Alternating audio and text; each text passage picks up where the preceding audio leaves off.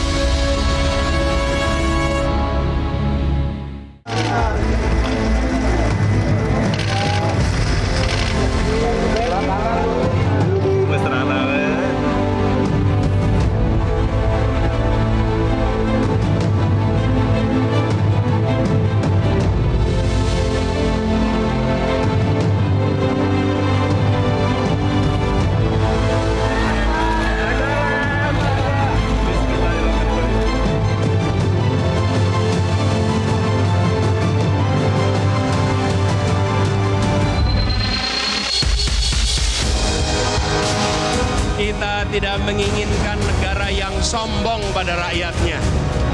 Kita tidak menginginkan negara yang pelit dengan rakyatnya.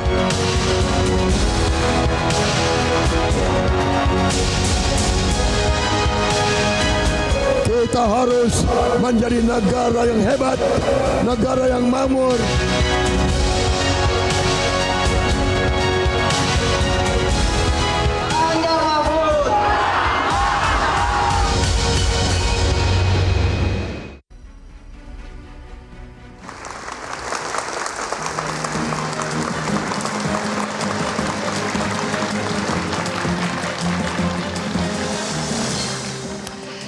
Pemirsa, hari ini Indonesia telah memilih pemimpin negeri. Hasil hitung cepat menunjukkan pasangan Prabowo Subianto dan Gibran Raka Buming Raka memperoleh suara di atas 50%. Apakah rakyat telah menjatuhkan pilihannya secara demokratis? Apakah hasil hitung cepat bisa menjadi tolak ukur pemilihan presiden hanya berlangsung satu putaran?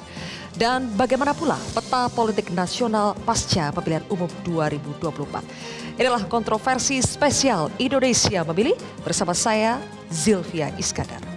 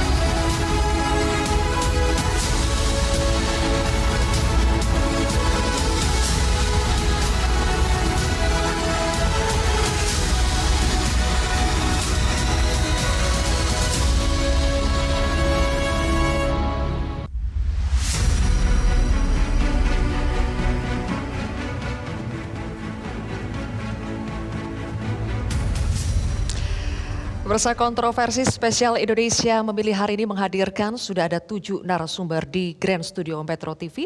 Di sebelah kiri saya kita berikan tepuk tangan untuk Bendahara Umum Partai Nasdem Ahmad Saroni.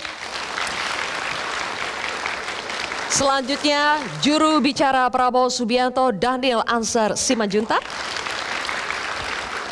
Kemudian selanjutnya juga ada Wakil Ketua Umum Partai Golkar Erwin Aksa.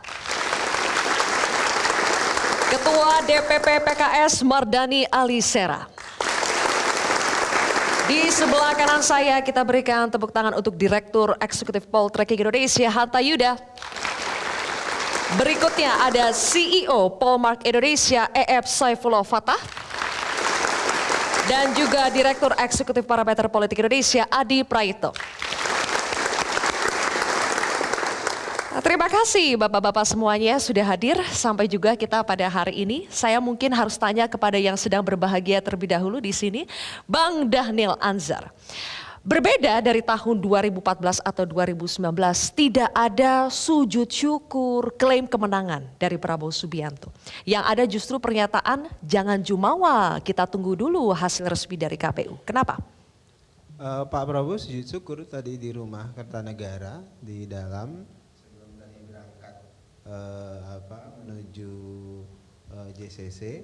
Yang jelas tentu yang ingin kita sampaikan adalah terima kasih dengan sangat kepada rakyat Indonesia yang sudah bicara melalui suara-suaranya di TPS, dan suara rakyat Indonesia hari ini clear, jelas untuk kita semuanya, dan tentu Pak Prabowo menginginkan kita setelah berkompetisi dengan keras, dengan semangat, kemudian kembali bersatu, kembali bersama-sama membangun Indonesia yang lebih baik, lebih maju, dan lebih mempersatukan.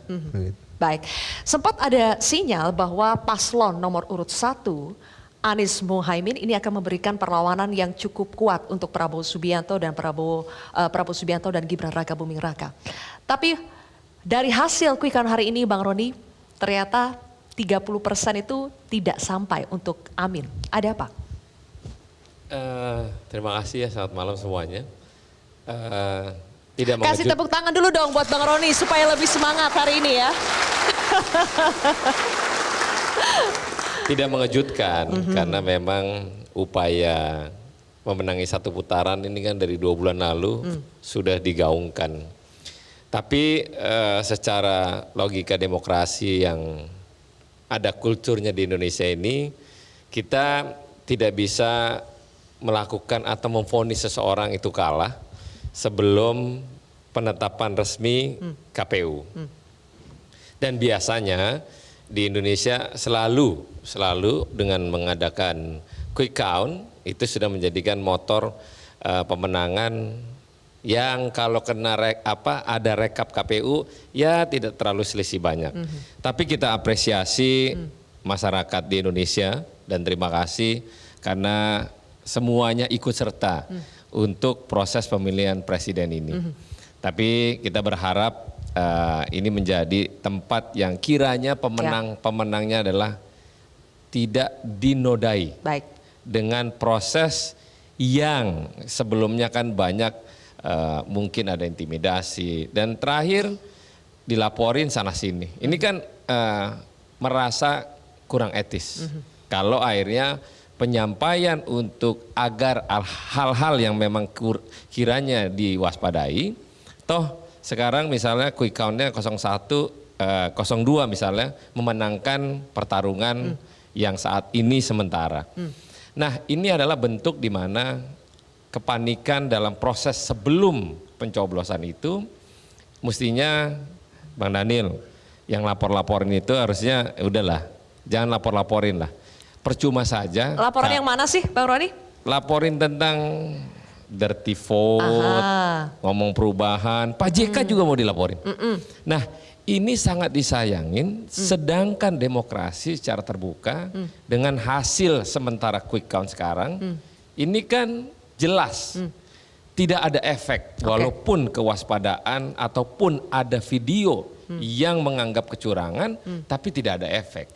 Nah tapi kita lihat beberapa hari kemudian langkah selanjutnya ataukah ada hal-hal yang memang belum terungkap ke publik. Oke, jadi laporan-laporan kepada pihak dari 01 kepada Pak JK mendingan dicabut aja, toh hasil quick-count-nya sudah menang begitu ya.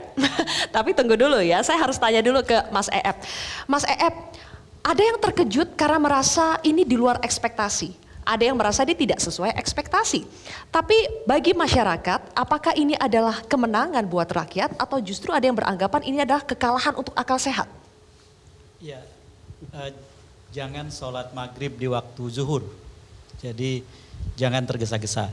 Pada hari ini ada 3 hal yang sedang diproses oleh semua rakyat. Yang pertama menerima hasil, yang kedua menelisik prosesnya, yang ketiga menentukan sikap konstitusional atas hasil itu.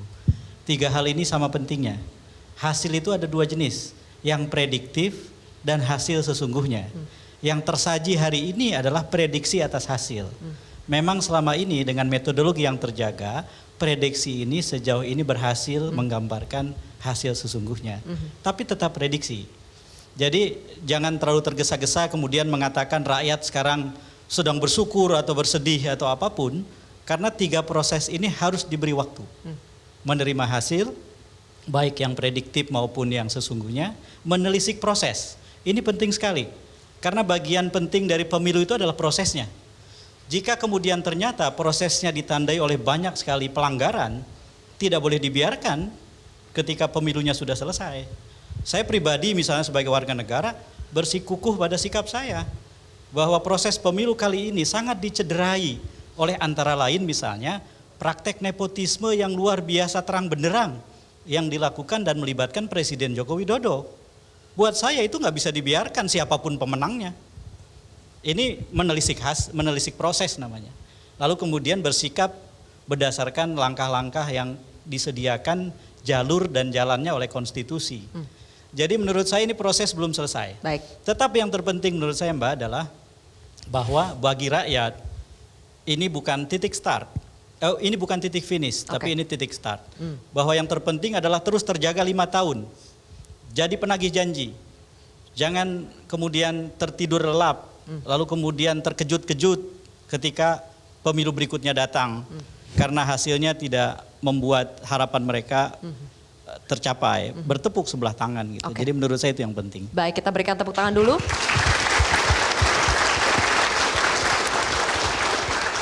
Bang Erwin, tadi Mas Eep menggarisbawahi bahwa kita masih dalam satu fase, salah satunya adalah menelisik proses. Dan tidak boleh dilupakan dalam proses itu, proses pemilu kita sangat dicederai oleh praktik-praktik nepotisme yang dilakukan oleh langsung Kepala Negara Presiden Jokowi. Apa tanggapan Bang Erwin? Yang pertama kita bersyukur bahwa pemilu ini damai, pemilu ini berhasil berjalan. Kita memberikan apresiasi kepada KPU, Bawaslu, aparat kepolisian semua sudah menjaga pemilu dan juga TPS-TPS di mana di seluruh Indonesia dan semuanya sudah bekerja keras. Bagi kami bahwa semuanya tentunya punya strategi, semuanya punya proses strategi dan bagaimana memenangkan pemilu ini. Ya masing-masing punya bagaimana caranya. Ya, tetapi tentunya ada proses ya kita tahu proses konstitusi dan sebagainya dan itu semua sudah diterima dari awal. Kemudian ada yang mempertanyakan proses, ya kita lihat hasilnya seperti apa hari ini.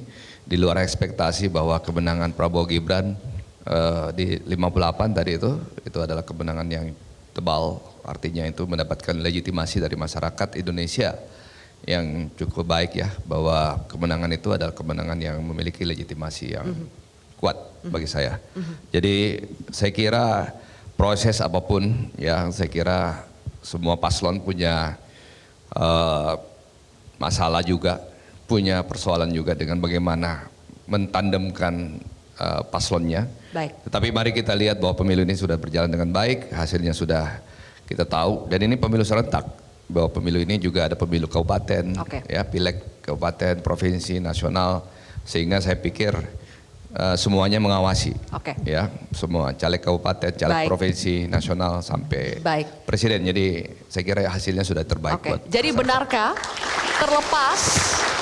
terlepas dari ada isu keberpihakan, isu ketidaknetralan, nepotisme dan sebagainya, sampai di ujung ada gerakan dari Civitas Akademika, kemudian juga ada film dokumenter Dirty Vote, itu sama sekali tidak mempengaruhi dan tidak bisa mengubah apa yang menjadi keresahan masyarakat, sebagian masyarakat dalam proses pemilu hari ini. Nanti kita akan bahas lebih jauh pemirsa, sesaat lagi.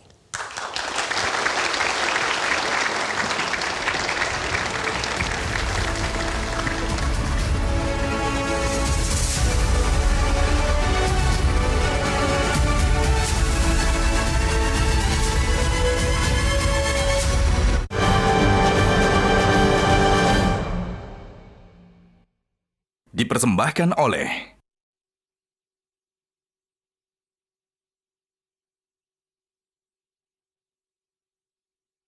Jelajahi cara baru mendapatkan informasi. Download Metro TV Extend sekarang.